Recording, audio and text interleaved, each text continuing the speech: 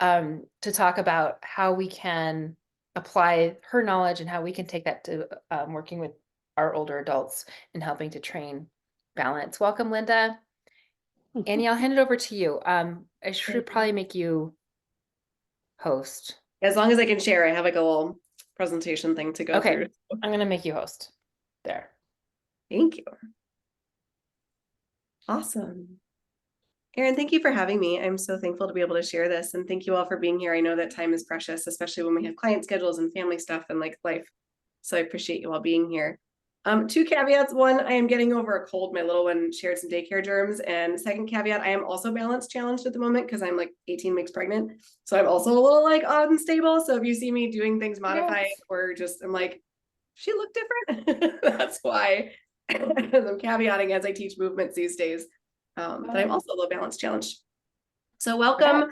Thank you for being here. I'm going to flip back and forth between a little bit of just a presentation and me talking. I'm a visual learner, so I like seeing things as well as hearing it. So I like to honor both styles. Because we're a pretty small group, feel free to like throw your Zoom hand up or just like talk, like you can just interrupt me.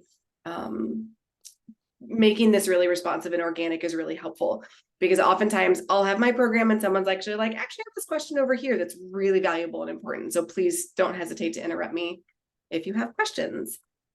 Or if I'm talking too fast. I am a fast talker, so you can also just like slow up, and I'm happy to adjust. So I'm gonna throw up my little presentation here if I can get it working, and we'll go from there. So brain-based balance training is balance training. It's just looking at it from a slightly different lens. So instead of looking at it from a neck down lens, right? We have a body, it can balance or it can't. The goal is to start thinking about why or what would be in the way of balance issues. I'm going to go ahead and present here. Okay, can you all see that okay? Okay, lovely. Perfect. I'll talk a little bit about me. So I own a place in Madison, Wisconsin called Forrest Coaching and Studios. Oh, Mari. I'm going to admit people, Erin, if that's okay with you, because now I'm the host, so I'm getting cool. I'll just let them in. I own a movement studio in Madison, Wisconsin called Forrest Coaching and Studios. We specialize in non-traditional fitness populations. So seniors, people with chronic health issues. We see a lot of TBIs and people who just have movement restrictions, either emotional or physical. I'm a long-term registered personal trainer. I've been in the industry for about 16 years. I have coached and owned businesses in about 3 different states. I'm a registered yoga teacher, and a lot of the content I'm bringing here today, and I want to really name this and like gratitude to those who have gone before me, worked within a discipline called Z Health, which is applied neurology for movement professionals and body workers. So a lot of what I'm going to pull from today does come from Z Health. And I'll kind of give you some more information about that so you can dig into their resources. But I did not come up with this. It was taught to me by some beautiful, wonderful people. And then I'm a strong first level 2 kettlebell instructor and assistant. So lots of people, lots of training, lots of hours, lots of states. First thing I like to say about balance training is to make it safe. So if you're going to move around with me today, apply these for you as you're working with your clients. Some things to consider, just because I have to say this. Know your client's history.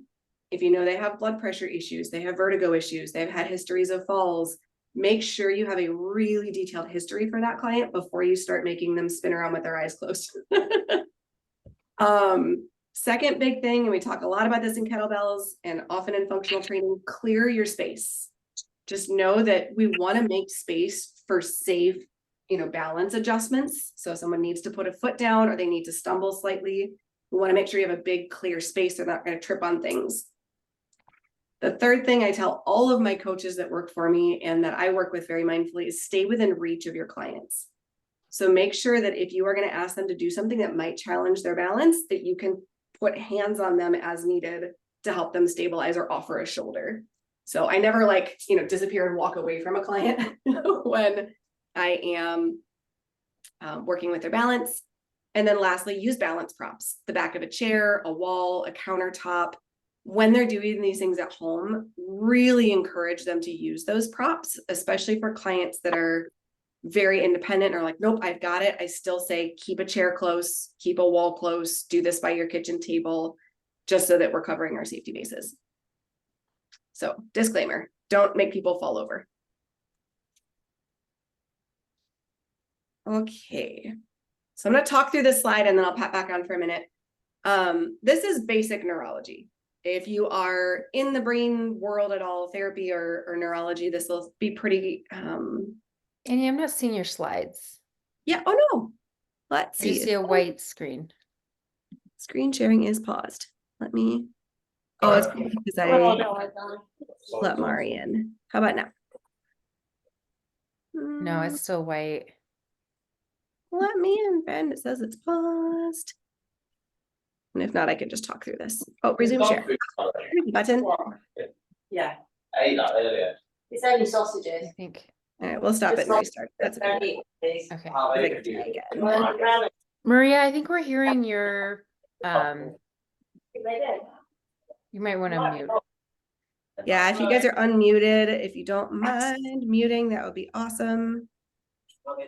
Okay, resume share. Are we sharing again? Are we good? It says has started screen sharing, but I don't see anything. Oh man. Okay. Yet. Here's what I will do.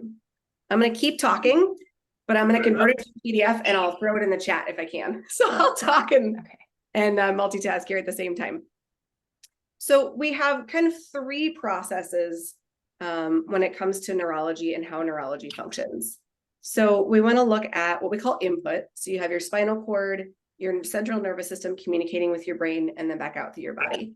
So what that looks like is like 2 million pieces of information, 2 million pieces of information or data coming in like per second, right? Which is bonkers that your brain then has to do something about, okay? Which is just nuts to think about. Your brain then has to interpret all of that information, right? Is it important? Is it safe? Do I need to do anything about it? And then once it's decided, is this important? Do I need to do anything about it? We have output. So what we're looking at again is input, interpretation and decision, and then we have outputs. And actually, Erin, I'm going to email this to you. If you don't mind just throwing it in the chat, that would be super helpful. Or just emailing it out. The two halves of the output system are going to be yes and no.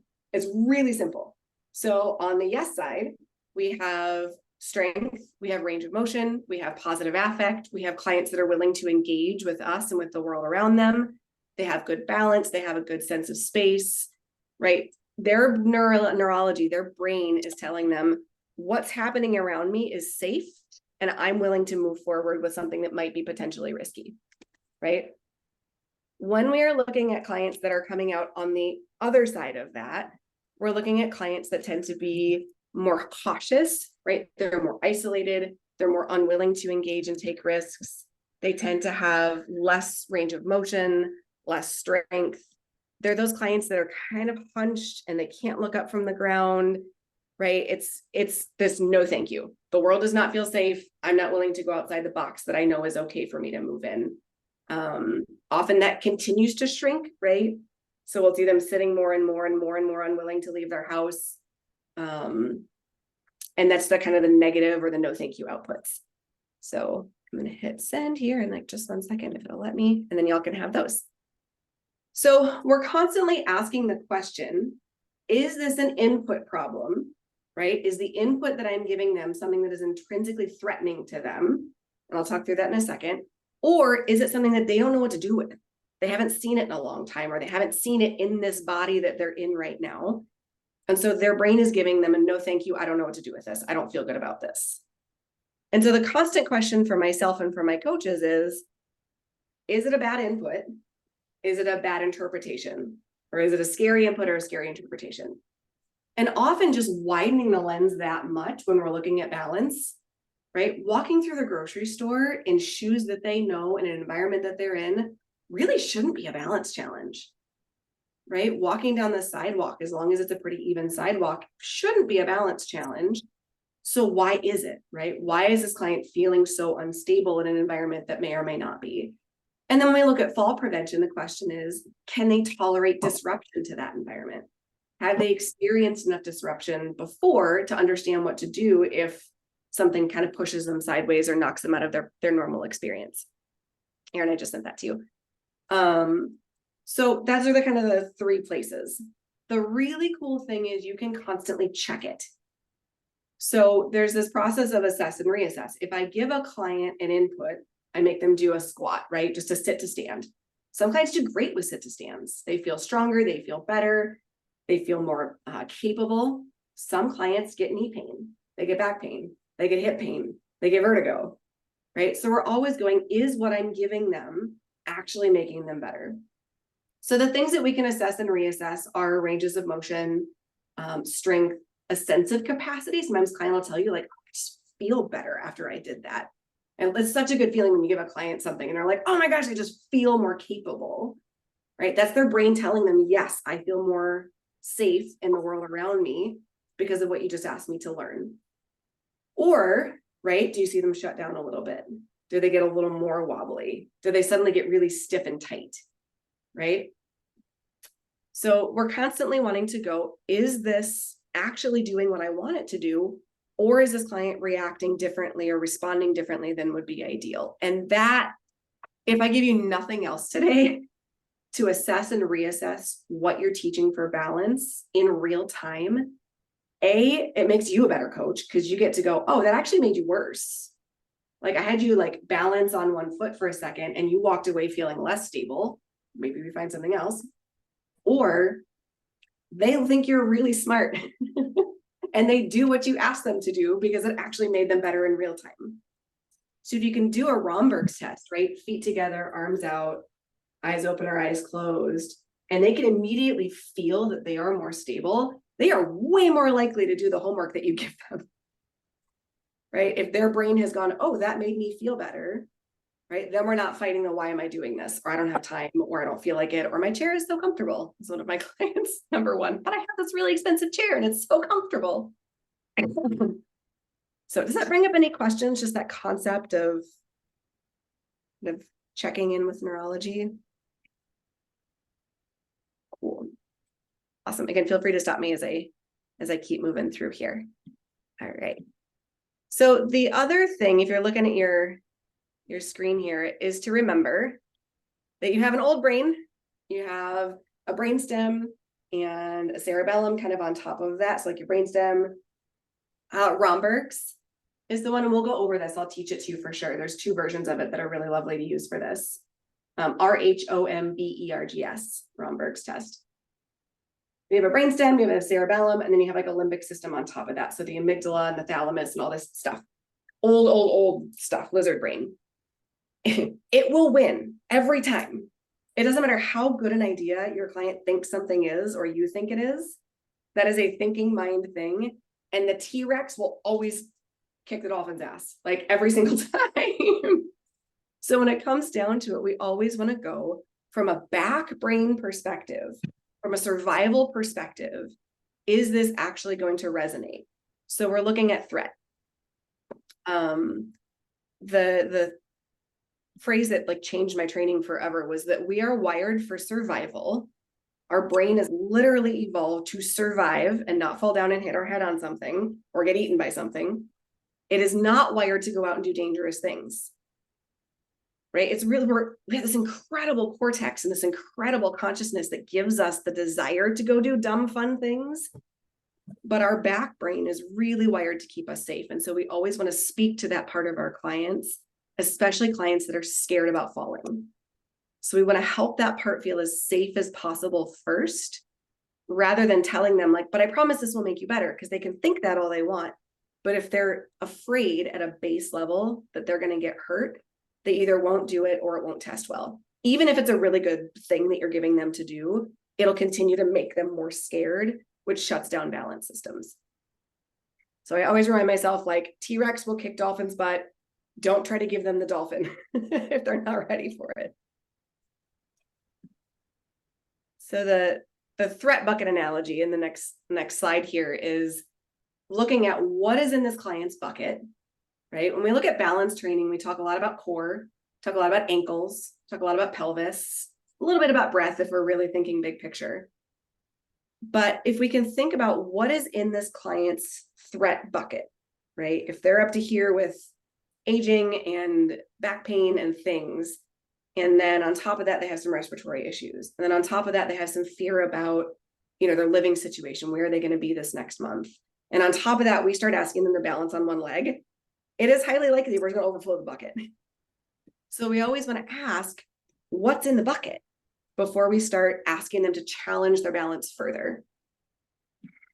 The things that I always like to consider, and we'll talk about several of these as we move through. We'll talk about the first two for sure, are visual inputs. What are they looking at? What are they able to see? And what are they actually able to process? And what are they looking at regularly? Because if they're like this a lot, right, that changes the game. Sounds, especially clients that have compromised hearing. The studies that are out on audiology and balance are just mind-blowing. When someone starts to lose their hearing, and this is because the vestibular system and the cochlear system share a nerve.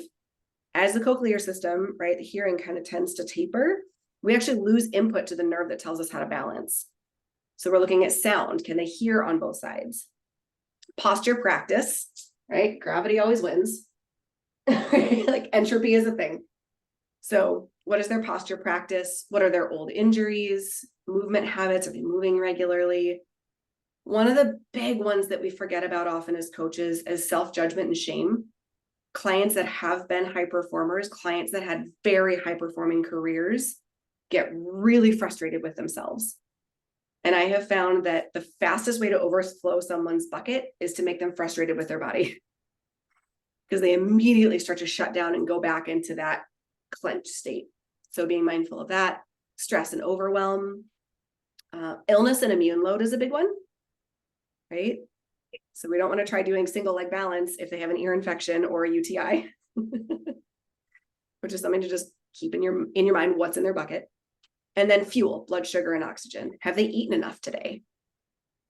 Right? This is a conversation I have all the time with my older clients because their appetites have frequently gone down quite a bit, especially when we get into like upper 70s, 80s. They're just not as hungry. And sometimes they'll skip breakfast, they'll have a really light lunch, and then they come in for a training session and their blood sugar is just low enough that they're a little wobbly anyway. And then are they breathing well? Right? Or has this posture kind of contributed to some poorer breathing practices and pelvic floor tone? So just, if we're kind of thinking outside the ankle and core strength box, here's a bigger pile of things to look at. So if you're doing all the right balance drills, you're like, but my client's balance isn't really doing what I would expect it to do. Just some things to kind of consider outside of that. Other ones y'all have found that have negatively or positively impacted balance for your clients?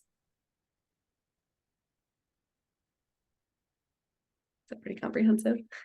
Yeah, Erin, go ahead. Yeah, I think just if they've had a recent trip or Yeah. fall, or if they've seen somebody fall, like that can really hurt their Yes. psychology. Yeah, mirror neurons are super strong. That but I just watched someone fall. So what if it happens to me? Or even watch someone trip for sure. And I teach balance in a group setting, and I find that it really makes a difference, like the atmosphere and temperature of the room. Like if there's a lot of goodwill and wanting each other to succeed and believing in each other, it can really be helpful. But then if somebody's kind of hesitant and afraid and holding back, it can affect the others as well. Yeah, that limbic threat, right? That connection changes things really radically. That's what continues to blow my mind about training from this perspective, both strength and balance and everything else, is like sometimes the body doesn't actually matter, right? Like sometimes the temperature of the room matters way more than like anything else, or just someone being cranky. All right, so there's three kind of, I call it legs to the stool. I don't know why the stool has, there we go, legs to the stool. We have your proprioreceptive system, which is where am I in space? Do I know where my body actually is in space? We have the visual system, the vestibular system, and we'll kind of get into those a little more, but I want to start with proprioreceptive because it's the easiest one. It's the lowest level of threat because we're playing with things that don't really mess with people too much. So this is where I always start my specifically very elderly populations and my balance challenged populations is their touch and their movement systems.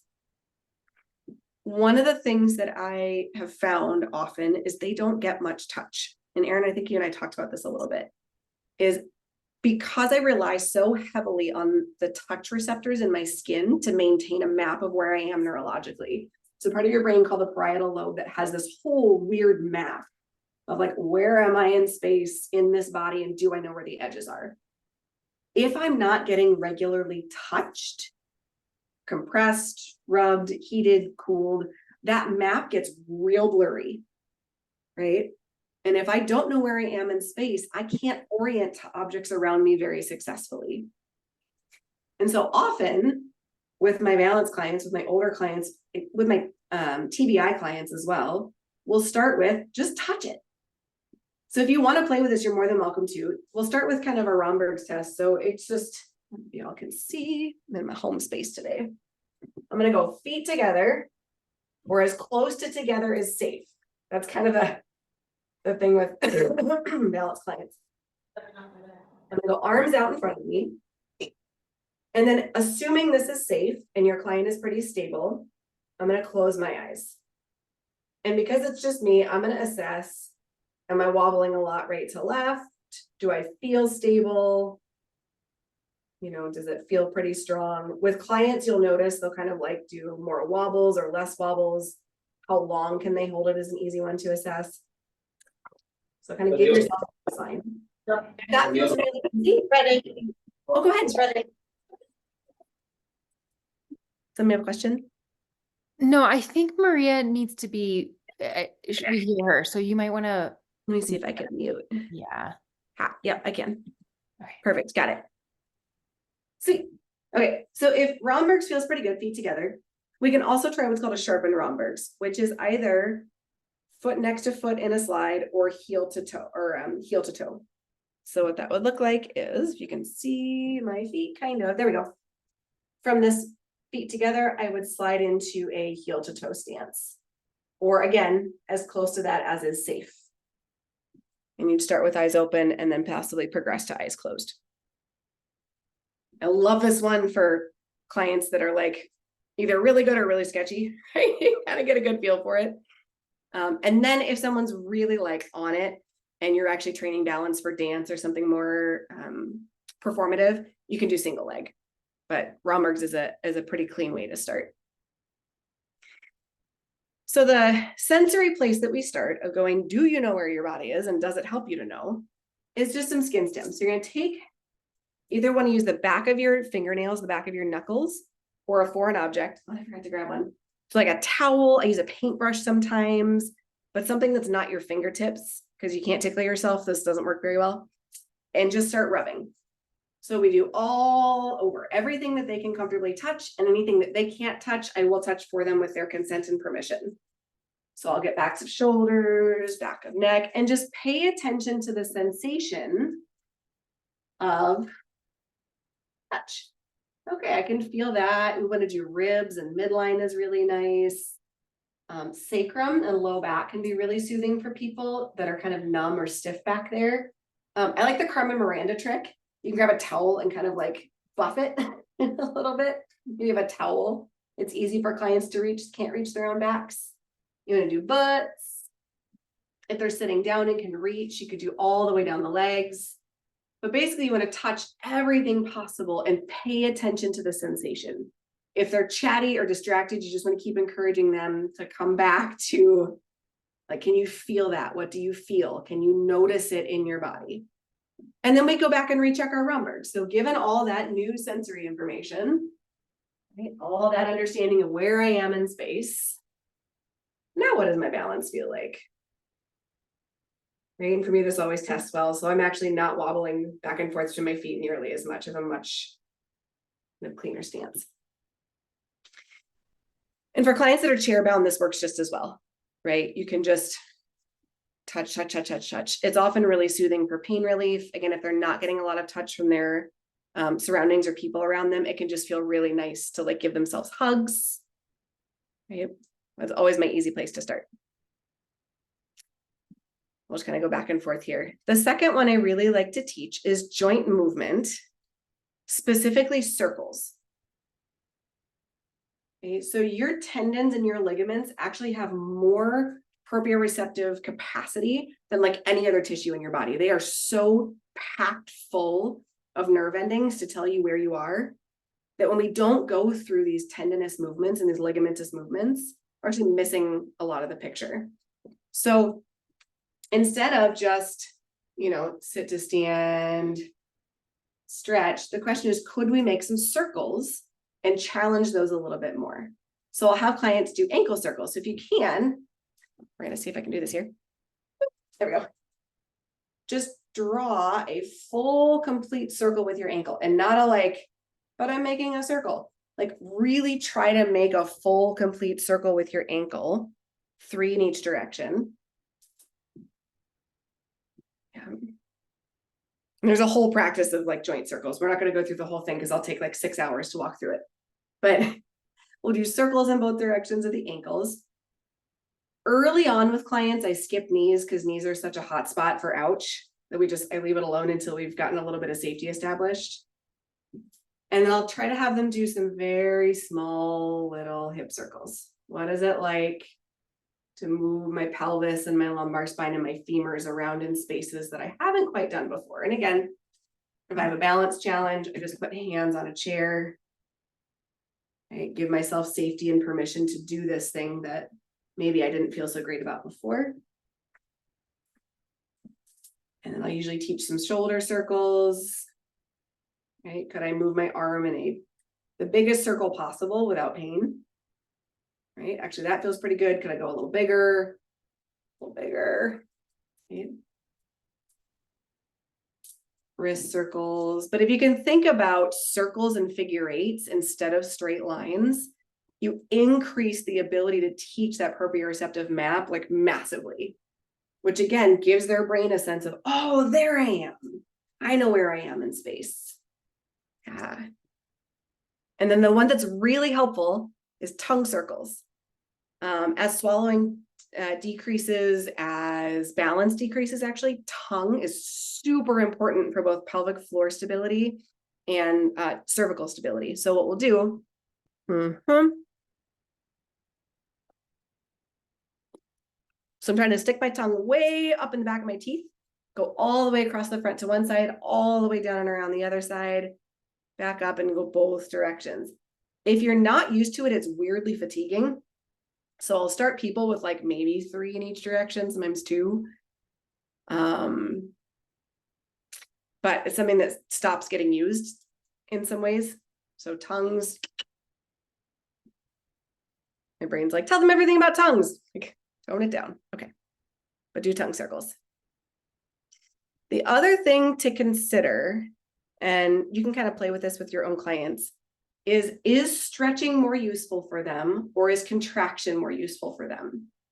We are taught as movement professionals that stretching will always increase range of motion, and that is not the case for every client. For some clients, they actually need contractile mapping or tension mapping, right? Squeezing the muscles to know where they are and how to manage their bodies more effectively. So if they are constantly stiff, no matter how much you stretch them, try asking them to squeeze, right? What is it like to squeeze your arms? What is it like to squeeze your legs? What is it like to squeeze your butt? What is it like to you can even have them gently compress their teeth. What is it like to squeeze your jaw? Because again, nerves don't just respond to stretch, right? Sometimes these clients that are overly atrophied or don't do a lot of contraction are missing the tension information, the tension input chain. And so I always forget this, and I have to double back to like, oh, they may not need more range of motion work. They may actually need, this is how I squeeze the thing, right? This is how I do a calf raise, so they can feel their bodies in a different way. Well, so you've got some play there. Skin stim, body mapping, joint circles, and stretch versus contract. Does that all make sense so far, or bring up questions? Cool, then we'll get into the weird stuff. Okay. You have eyes, you have 2 of them. we forget as an industry because, oh, somebody else is here. Because we are not taught it, that you have muscles around your eyes, right? As movement professionals, we are taught to move everything, if we're lucky, from the neck down, possibly just from chest wall down, right? Or from shoulders down.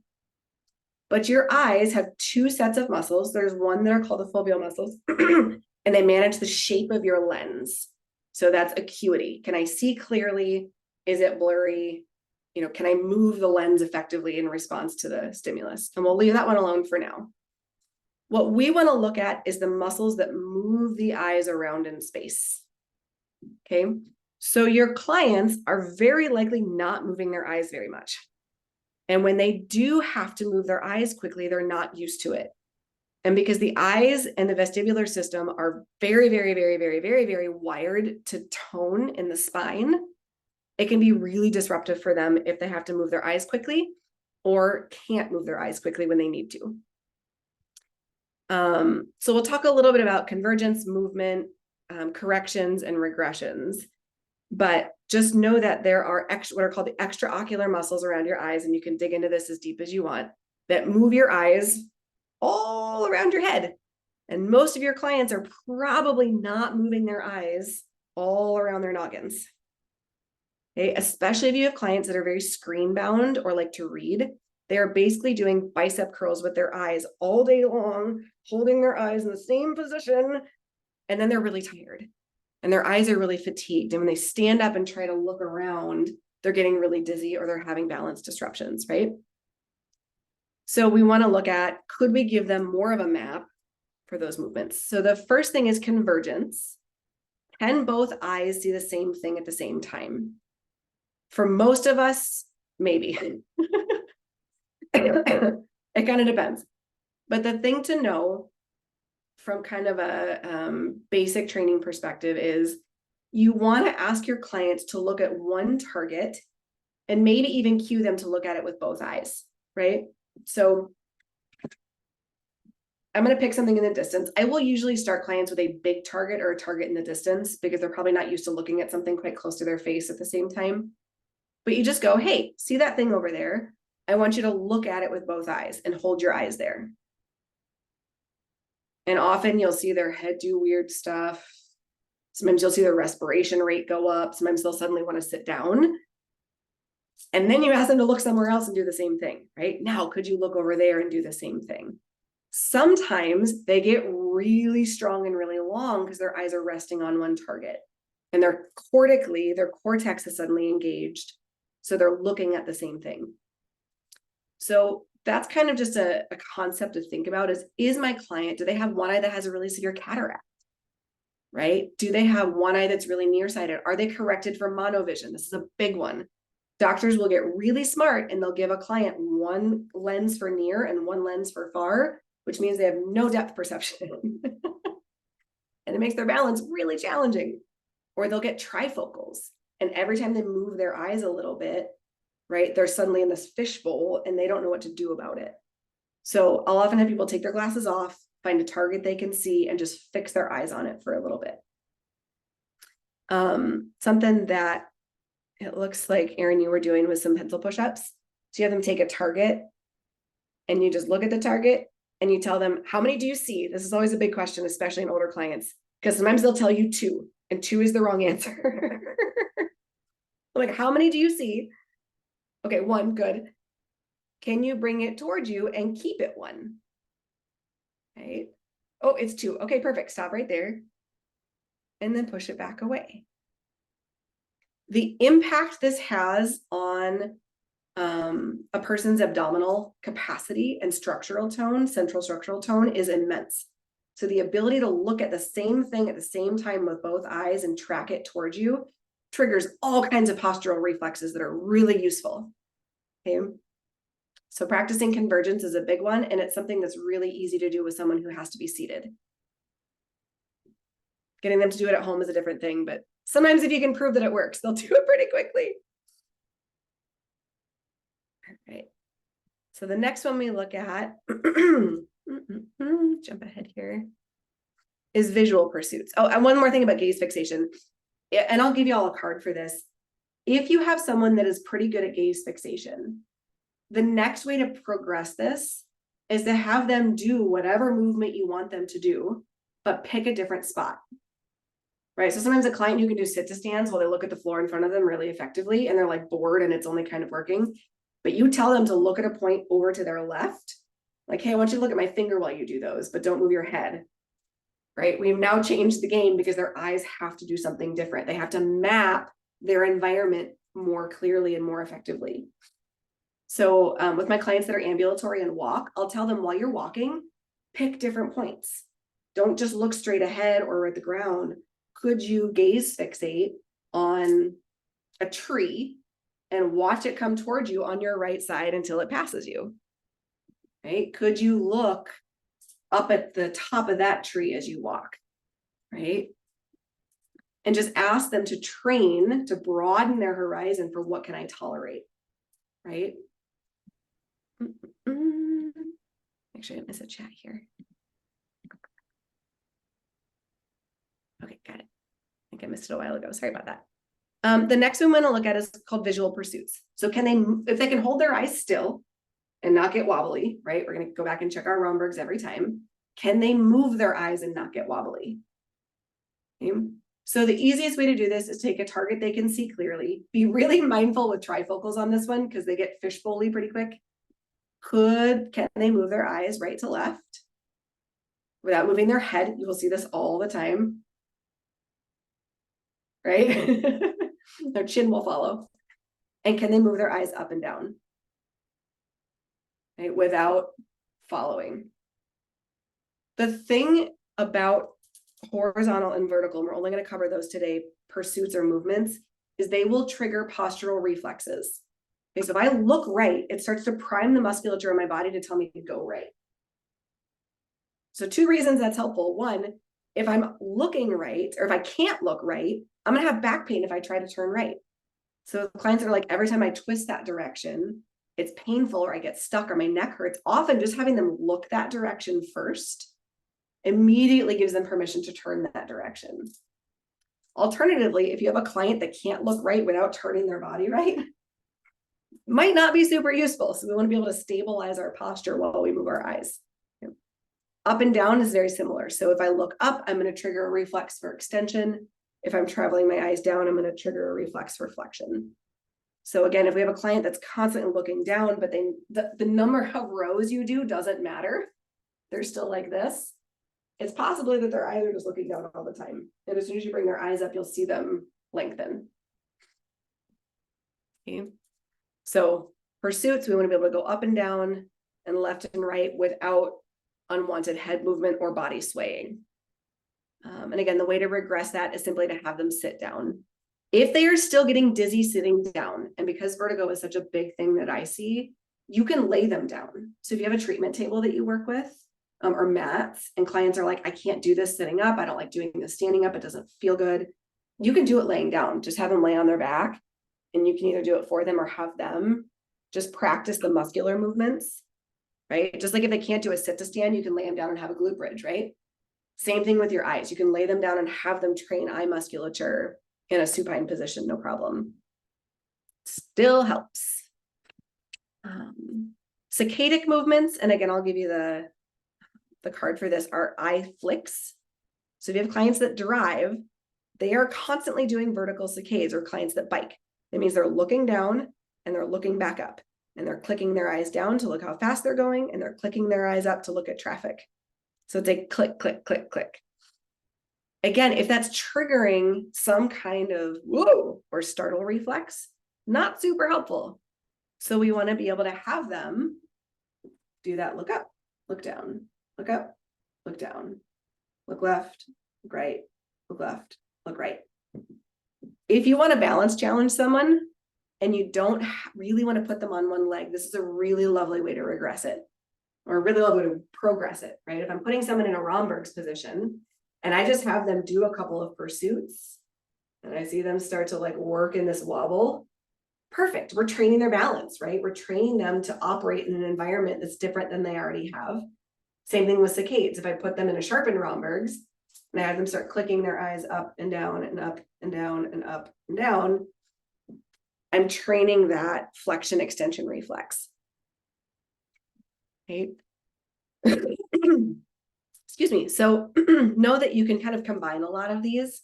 Oh, I should have said this earlier. The way that I teach where do we train balance is where can you wobble but not feel unsafe or fall? Because if they're always really, really steady, they're not learning a dang thing. So we want to put them in a position where they're getting a little bit of deviation or disruption, but they're able to learn from it. Because Erin and I talked about this in the podcast, if they're not in a place where they can tolerate a little bit of disruption in their day-to-day life, that's where the fall scare comes really quickly, right? Because disruption happens, right? A bird flies by, or someone bumps us on the street, or things happen. So we want to train them in a zone where they're tolerating disruption and learning to do that. So I should have said that earlier. Last one on this visual piece is peripheral vision, especially if they've been wearing glasses for a long time. They're probably really used to looking through visual binoculars, which means their eyes move about as much as their glasses and they don't see much outside of their glasses. So you can train that by just, could you take your glasses off? If you look straight forward, how many colors can you see in your periphery? Right? What happens if I walk past you or walk toward you? Because if they're not used to having someone walk past them or walk toward them and processing it, it's going to be a startle, right? It's a potential for them to freeze up. And that's, again, where falls or trips are more likely to happen. I have a client that I'll hold up ones or twos or threes. Like, can you see how many fingers I'm holding up in your periphery? Right? Or colors. I have like colored scarves. Like, what color do you see in your periphery? Because she's someone that gets vertigo when she has, her thing was, when I go to church and someone comes up on my left side and wants to talk to me, I get vertigo every single time I turn to talk to them. So what I'm working on is, okay, cool. What if I stand on your left side and I give you some stimulus? Can we tolerate that? The answer was no for quite a while. And we worked up to being able to tolerate peripheral stimulus on that side. And then, can you tolerate the stimulus and can you look at it with your eyes? And we worked up to that, right? And then, can you tolerate the stimulus? Can you look at it with your eyes and can you turn your head toward it? And that's the next piece we'll get into, is vestibular components. But it's this concept, like, what does their daily life look like? What's disrupting them? And can we simulate it closely enough that they can learn to tolerate it, right? We can take the threat out of the thing. Like, obviously don't push them on an uneven sidewalk, but like, how close can you get to that without actually doing things that are unkind or dangerous? Quick note about eyes.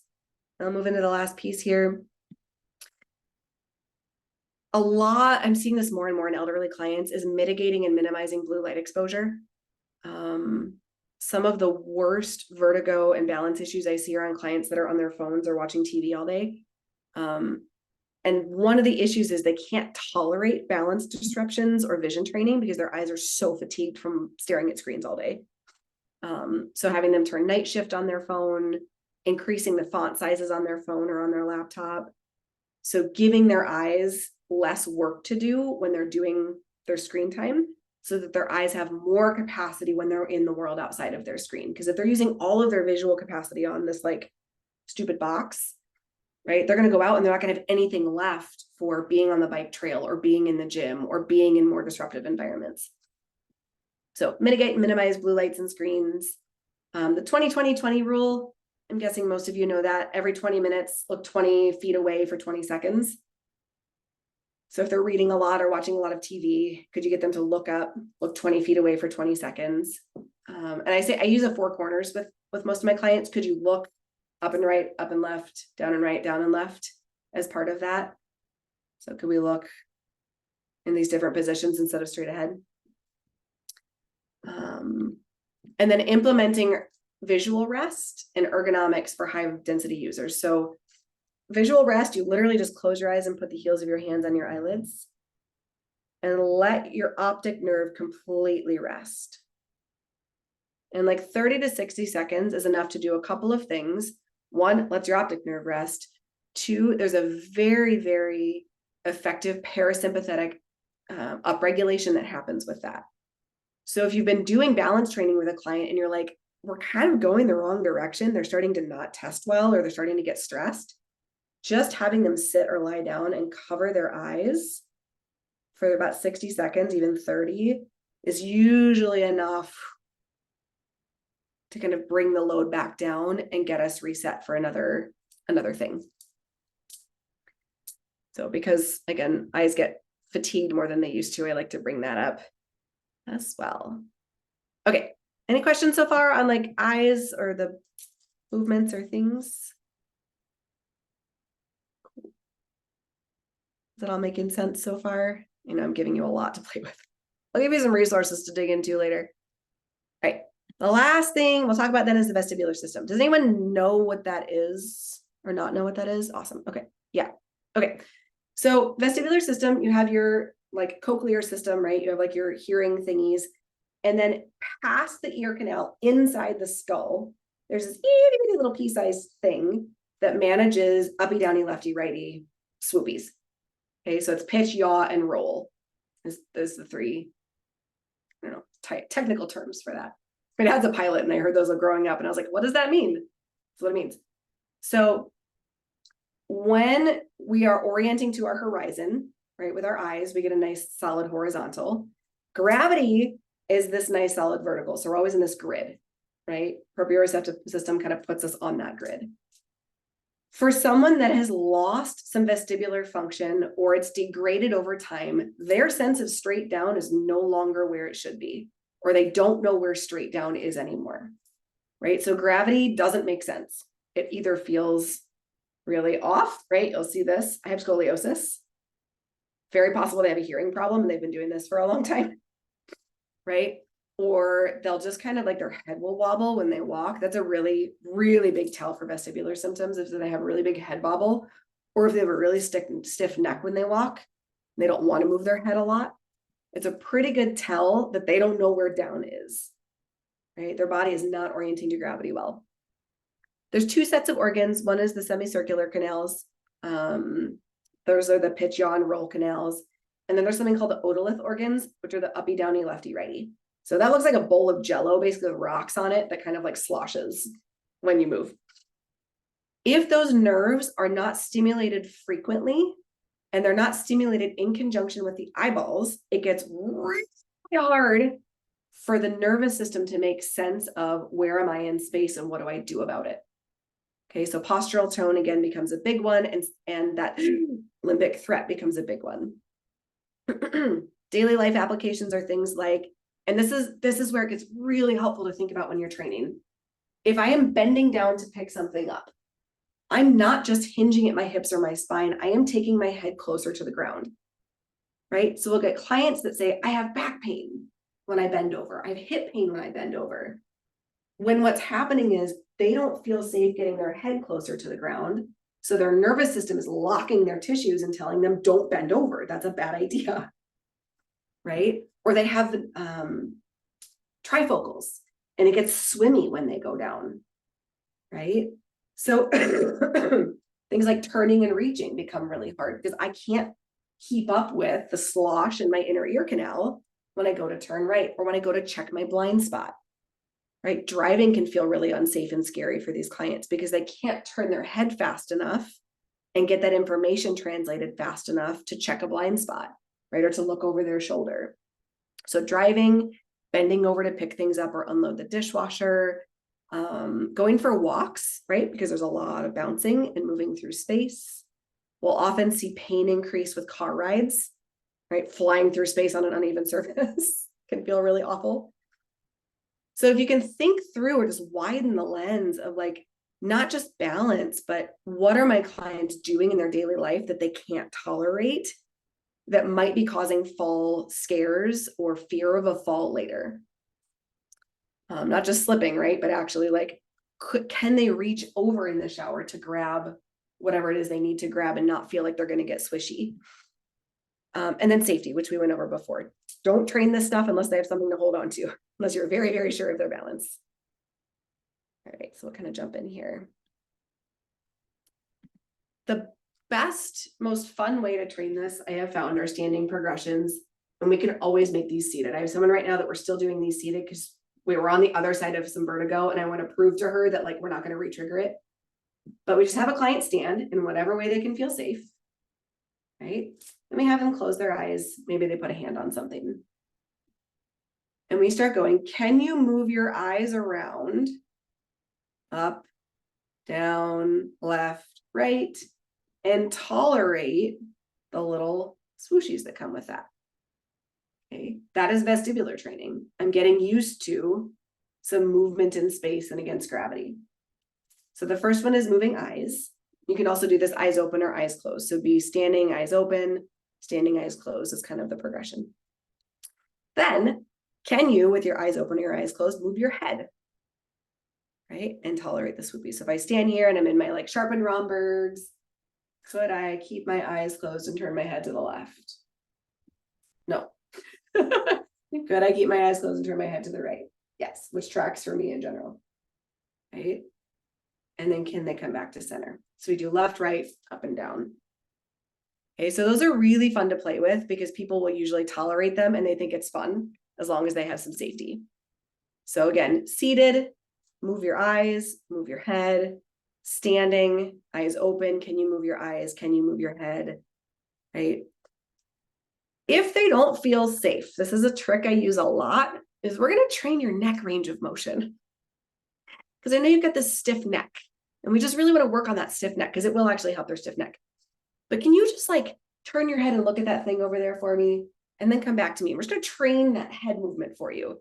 You're training their semicircular canal. They just think you're working on range of motion. So if they're feeling like worried about vertigo or worried about feeling dizzy, sometimes if you couch it in a range of motion drill, they're more willing to do it, I found.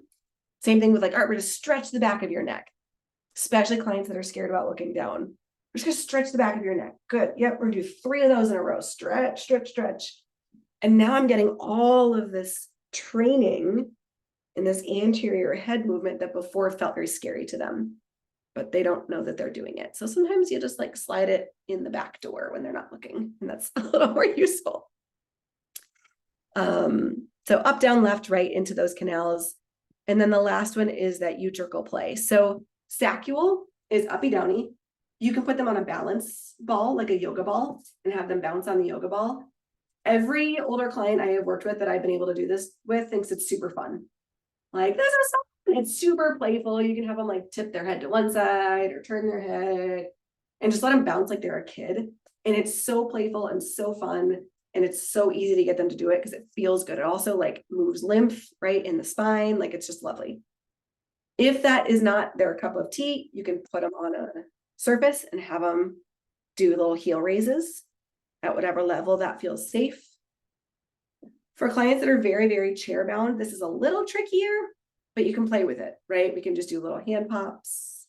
We go up and down a little bit. Sit to stands are really good for this because I'm getting that up and down movement slowly, right? So you want to make this harder. We start going, could you do a sacral bounce with your eyes up and left, with your eyes down and right, with your eyes to the left, with your eyes to the right. So we can kind of start to layer these together a little bit. And then utricle, if you have a client that's pretty advanced and they're like, I can walk on the trail, but I want to hike. That's kind of where I'll start to play with this. Have them turn their head and look at something over here while they walk straight forward. So I'll say, walk your ear toward me. And this is really helpful for clients that are going on walks, but they're still feeling a little unstable. Have them like pick a tree on one side, you know, and walk straight forward. Or if they're in your gym, just pick something. I always walk next to them again. So if they're going to feel unstable, I'm available, or put them in a hallway is a good one for that. But uppy, downy, lefty, righty, and can you turn your head and walk? Okay, I'm going to respect everyone's time. So I'm going to go through the next slide here. Last thing is to make it really fun. Like, balance is really scary and fall prevention is like a big scary word. Do you guys know the game Keepy Uppy? I have a 3-year-old, so like we play Keepy Uppy. We know this game. Okay, you take a balloon and don't let it hit the ground, right? So, and you bat it up to your client and they have to move their body in space and look up or look down or look left. And you kind of like mess with them a little bit, right? You want to keep putting it in places they don't want to go within their, you know, range of tolerance. But Keepy Uppy is a really good one because they don't know how much vestibular work they're doing or how much visual tracking they're doing. They're just keeping the balloon up and it's fun. Another one is adding music. So if you tell someone, just dance, right? Just dance with me. This is a lot of saccule activation, right? I'm doing a lot of bouncing around, right? And a lot of head movement, right? What's over there? What's over there? And you can make it a dance and a play piece, knowing this client has, these deficits in their ability to tolerate stimulus, but I'm not going to talk to them about it. I'm just going to make them dance because they'll think it's fun and they won't know what we're doing. Music and dance, where to go? There we go. Fun visual targets. We actually have charts in our studio that are like baby animals instead of letters. So like, can you find the baby panda for me? Like baby panda's up here. Can you find baby kitty? It's down here. So visual targets that are fun and engaging instead of just like dots on the wall, which we also use. Garage sale dots, by the way, are like your best friend for this. So you can stick them on the wall anywhere or stick them on your person or on you and tell them to find the dots. It's great. They're cheap. And the last thing is give them as many easy wins as possible per session. This is because your eyes and your inner ears are literally going to decide whether or not you fall down in a lot of circumstances. The more you can de-threaten it and teach them over and over and over that it's easy and fun, the less threat they're going to have around it.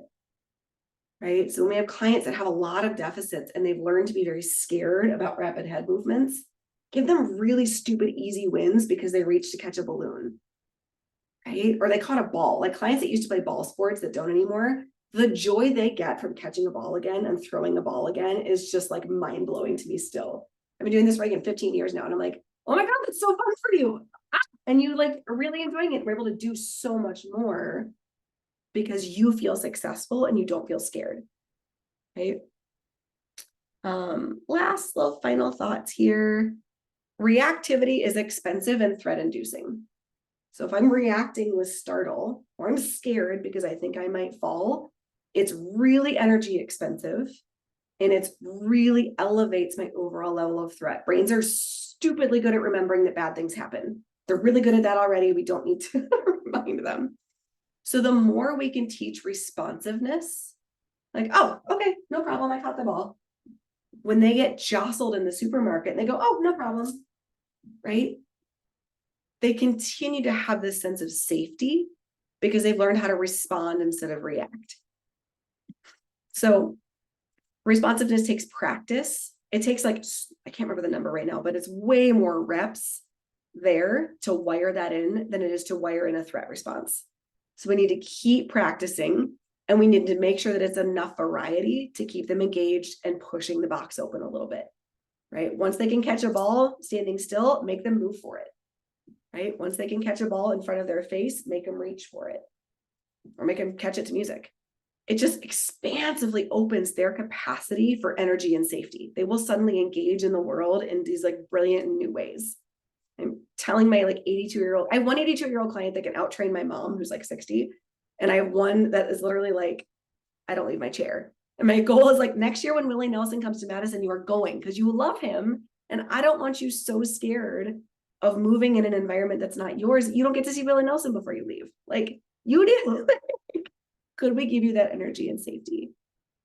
Your entire goal is just to help them predict balance and fun. So their brains are looking for balance. I know how to do this and fun in their environments instead of, I don't want to fall. How do I not fall? Right? Last thread or last slide there is just, where we live. We have an email list. I'm on Instagram. I have I have 2 accounts. One is for the studio, which is this movement and brain-based coaching. And I'm also doing some leadership coaching and corporate consulting for nervous system health and responsivity and emotional support in that way. So that's why there's 2. I'm on LinkedIn. If you're just like, I have follow-up questions, just email me. My email's on there. And we can just hop on a call and I can answer questions you have about specific stuff. I'm happy to do that. Yeah, questions, answers. I know we're like 2 minutes over time because I talk a lot, but feel free to ask me any questions. Yeah. Say, Patricia, I'll start with you since you. Yeah, hi. Yeah, this was wonderful. I teach a class called Creative Balance, so I'm all about the fun, but you've given me so many wonderful ideas. This is, Good. but I would just love if you have a moment to speak about, you talked about giving them homework. So do you have some typical like within this whole framework, what you might give them to do at home? Sometimes I'll give them a balloon and literally make them do keepy uppy with themselves at home, or toss themselves a ball, right? We have like so many tennis balls. I give them out like candy. Like just throw yourself a ball, right? And watch it the whole time. For clients that are pretty confident, I'll tell them every time you get up to go to the kitchen to get a drink of water, countertop, how long can you stand there with your eyes closed? Right? So have it stack it as much as possible, and make it as fun as possible. Or if you have music on, either in the car or in your house, can you bounce to it? Can you dance as much as you can? Right? If you're in the car, could you tap, bob your head? Right? Great. So I try to integrate it into as much daily life as possible, because for most of my older clients, they're not into like, I'm going to go do a 20-minute strength training session and balance while I'm at it. It's usually like, if you're sitting on your butt watching TV, like please throw yourself a ball a few times. Yes, yes. I know you're going to do it, so you might as well just do it productively, or do some ankle circles while you're training or sitting, or like rub your skin while you're watching TV. All right. Awesome. Aaron, do you have more questions? Yeah, I was going to ask specifically about picking up items from the floor, because I do Yeah. see a lot of loss of balance with this. Yeah. What would you tell somebody to help them feel more stable in that Yep. scenario? The first thing I start with is body mechanics, honestly. So I will always teach them, do you know how to move your pelvis out of the way first? So this is one where I actually start with body mechanics before I start vestibular training, because if they don't know how to hinge and they can't unlock their pelvis a little bit, right, and do that little booty pop that they don't like to do. So if they can't booty pop, I don't really start training that. Once we've kind of gotten to that point, it's eyes first in both directions. So look at what you're about to pick up, then move your head, then move your body. So it's eyes and then head and then body. With a hinge, not a full head down. Yeah, go ahead. My name's Lisa.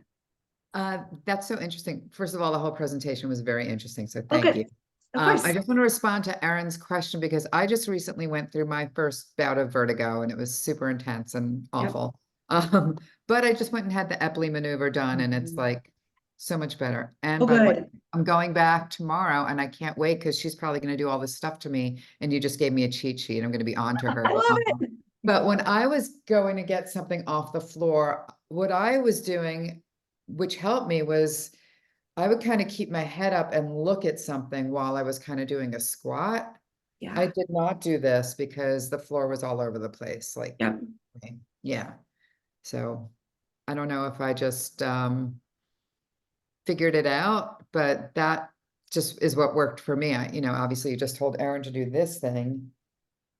If someone's in a vertigo episode, you did exactly what we tell people, is keep your eyes fixed on a target. Yeah. And keep your head upright. It was super helpful. It was just like I was doing squats, That's a good point. Like vertigo is tricky because if an Epley maneuver helped, it was likely a loose otolith stone. So what happened is the rocks in the bowl of jelly spring loose and end up in the semicircular canals. That is lovely because the Epley maneuver like spins the rock back into the jello bowl. Right.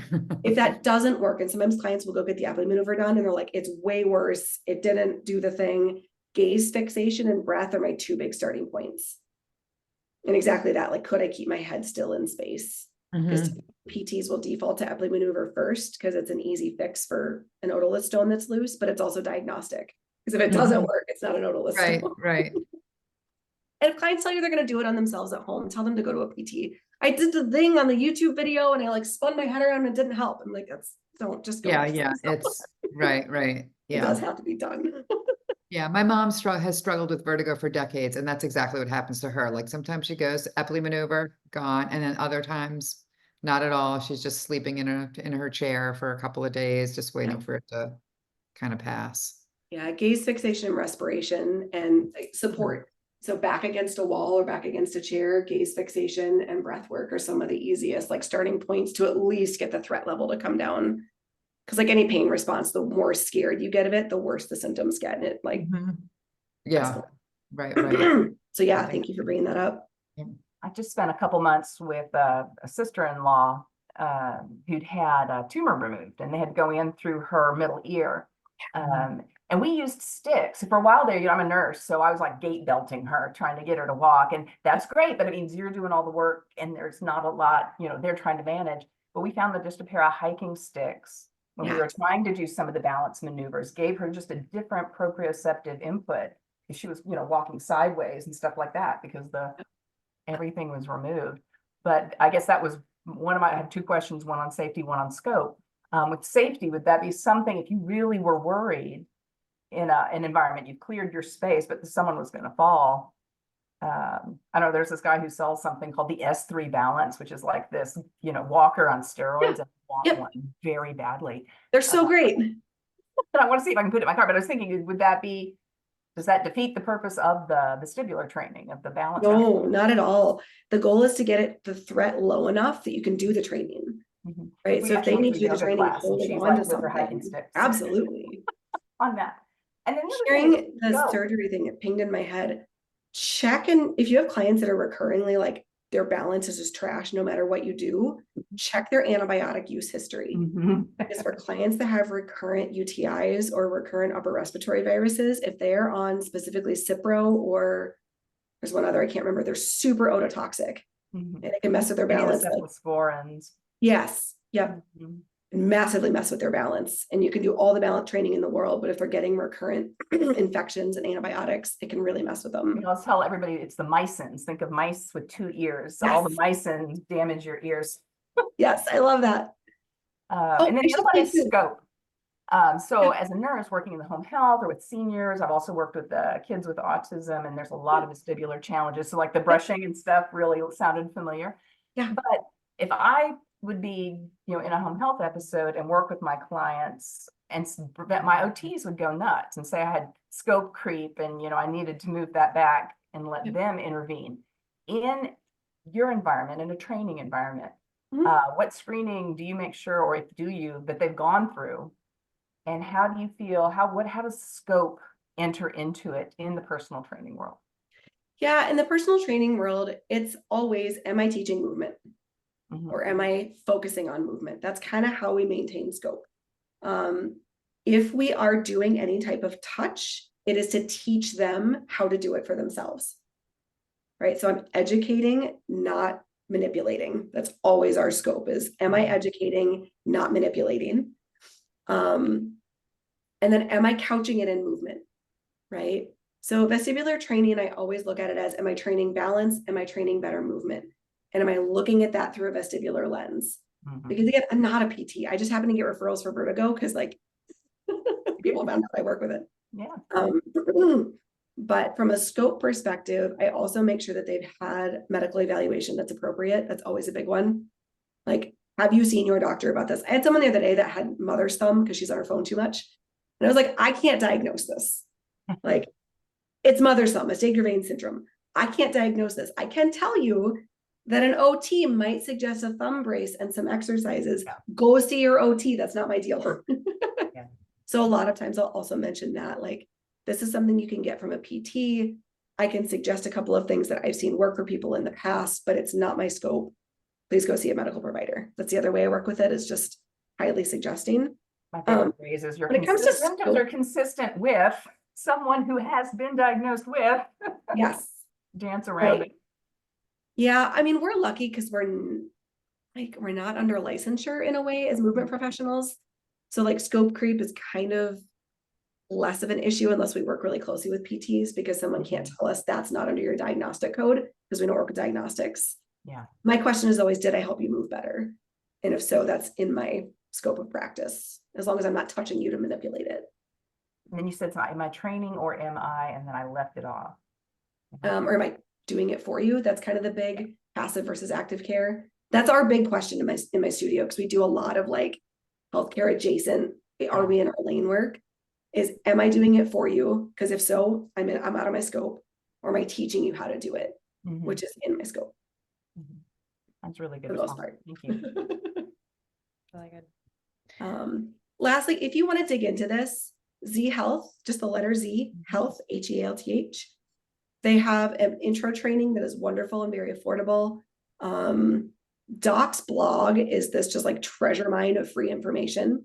if you do sign up for their trainings, if you want to list me as your referral source, we get referral bucks and we put that all back into our staff. Like I've done enough training, like any other referral dollars we get back from people who take their courses, I put back into my staff. So I'm always like, if you're going to take it, just tell them I told you to come in there. And then anything that you buy, we get a percentage back on and we put that back towards our staff. So that's, but also they have so much free information. Yeah, Erin. Yeah. Yeah. Z Health is awesome. How can people donate to you? This was a donation-based event and I just Oh, want to yeah. make sure I put that in the chat or, I can give you an email if that's easier. I can give you both PayPal and Venmo. okay. If Okay. that's easiest. Yeah. Yeah. PayPal, Venmo, whatever, or just pay it forward, right? Like tell someone to tell someone or forward them the recording so that they can take a look at it. Okay. I'll also put it in the recording notes too. But Okay. yeah, this was super helpful. And this Good. is unique training that I've never gotten before. So this was amazing. Yeah. It was life-changing for me. I was like, oh, this is why people aren't getting better. Because I'm making them stand on one foot and it doesn't work that way. Their ankles are fine. It's their noggin. Yeah. Yeah. So good. So good. Any last questions? All right. Okay. Awesome. Thank you all for the trust and for being here. I'm very grateful. I appreciate Yes, the thank presence you and the so time and the energy. Yeah, thank you so, so much, Annie. This has been so Welcome. great. We'd love to have you back again if you have other topics and learn from you some I more. love teaching. I'm happy to share it. Yeah, this is fabulous. Thank you so much. You're welcome. All Have a right. lovely weekend. Or week. God, it's Monday. Have a wonderful week. See Take y'all care. soon. Bye.